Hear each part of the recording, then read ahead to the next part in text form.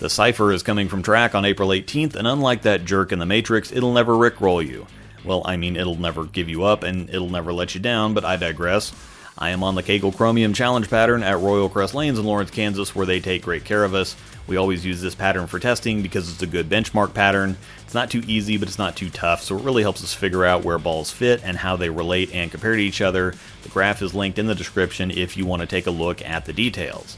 My layout information is up on the screen for those that understand, and if you don't know what all these numbers mean or all the core numbers we're going to talk about next, I have a few instructional videos linked in the description that will teach you everything you need to know about cores, core dynamics, and layouts, but I still need to share the details for the more experienced viewers. The Cypher features an updated core design from a classic trackball in the 90s, the Synergy, 254RG 047 differential in 15 pounds, and what it really reminds me of off the rip is just a longer / slightly weaker sensor solid. The reaction shapes are virtually identical. The higher RG just gets the Cypher further down the lane or makes it roll or rev up later.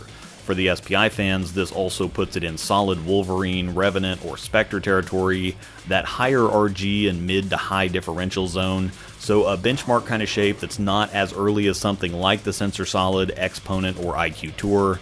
The cover is MR8 solid with the HK22 base, and it comes out of the box at 2000 grit, and it feels very medium strength. I think this is going to be an absolute monster for bigger rev rates on league conditions, or for those that like pointing it down the side, as that seems to be its comfort zone. I've been debating this, and the last several videos have been more condensed, but longer in-depth videos are what I do. I think it really helps to see a shot followed by the same shot in slow motion so that you can key in on what happened and why it happened, and I also think it helps to watch ball reaction for a bit without also having to pay attention to someone yapping. Yes, it makes for watching several minutes of the same ball going down the lane repeatedly, but if you clicked on this video in the first place, you weren't looking for fluff and entertainment. While this ball is very attractively priced, bowling balls are still expensive, and 10 minutes is a small investment to save hundreds of dollars or make sure those dollars are used as efficiently as possible, so I'll catch back up with you in a few.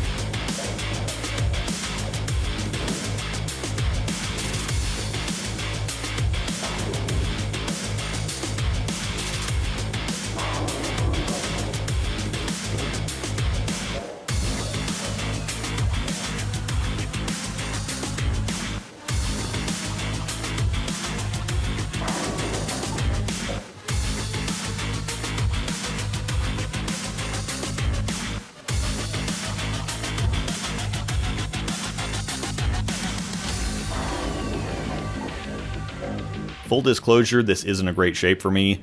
Tumbly shapes like this that are longer up front tend to stop and go forward on me, and this ended up not being as bad as I expected, but with not having any track friction on the left side of the lane, higher RG stuff doesn't see the lane early enough to begin with, but then if they're tumbly, they tend to straighten out. This is also on the smoother side, so I think that you can already tell that moving deeper just isn't the play for several reasons, but we're going to do it anyway for the sake of testing. It does look pretty serviceable from straighter though. I can throw it away from the pocket if I roll it more or give it a little extra juice at the bottom, but it prefers not covering a lot of boards. This is why I think it'd be so great for heavier hands. It needs a little time to do what it's going to do from deeper, and bigger rev rates don't need any help getting a ball to hook, they need a little bit of length and control. This is one I need to see my buddy Anthony Lockwood throw. He was my beer frame co-host for those of you that go that far back, and he can definitely rip on it. My rev rate isn't high enough to get it to pick up and continue from deeper, and trying to juice it a little just screws my mechanics. Slowing down helps too though, it's not always necessarily about rev rate. Either helping it rev up or just giving it more time to move on its own will work.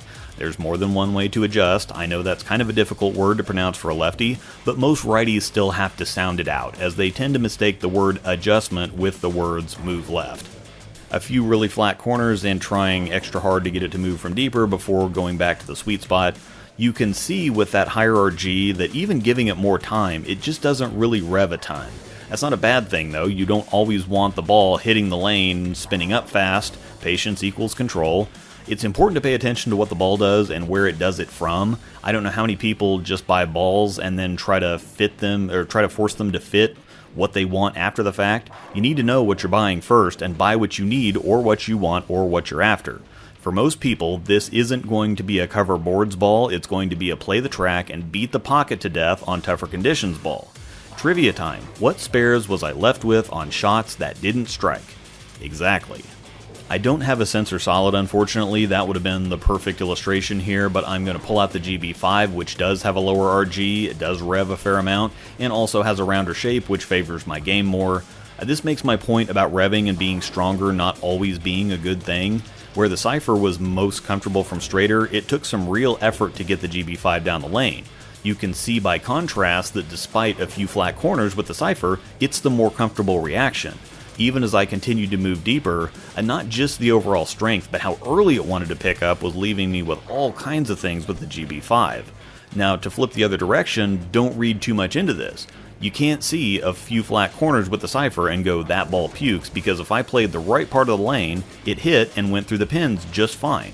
You also can't see the GB5 overhooking and think it's too strong or uncontrollable. There's just not enough oil on this condition for it. Again, golf analogy, if you hit a 7-iron 150 yards and you hit it off the tee of 180-yard par 3 and come up short, you can't say, oh, this club sucks, it didn't hit the ball far enough. No, you suck because you didn't hit the right club. Same exact situation in bowling. The GB5 is more like a wood or a 3 hybrid or something, and the Cypher is more like a 7-iron. When it comes to buying a bowling ball, you need to first identify what type of ball it is, what it's good at, what its use case is, and then whether or not it fits your game, your conditions, or the spot in the bag you're trying to fill. Sometimes you throw something like a sensor solid when you need less ball than a GB5, but something that will still roll early and rev up a bit, but then when the sensor starts getting a little too early, you can drop right down into the Cypher and keep going. Once again, the Cypher releases on April 18th with Brunswick's gorgeous Beyond Infinity and Columbia's Kaboom, which is actually a nice shiny complement to the Cypher, by the way. Down in the description is a link to Bowler's Mart that will get any of the balls featured in this video ordered for you. I do have to note that I do receive a 5% commission on all sales through the link. And of course, don't forget my code ROSEDOLL10 to get 10% off your order at checkout at CoolWick. Thanks for watching, and may the strikes be with you.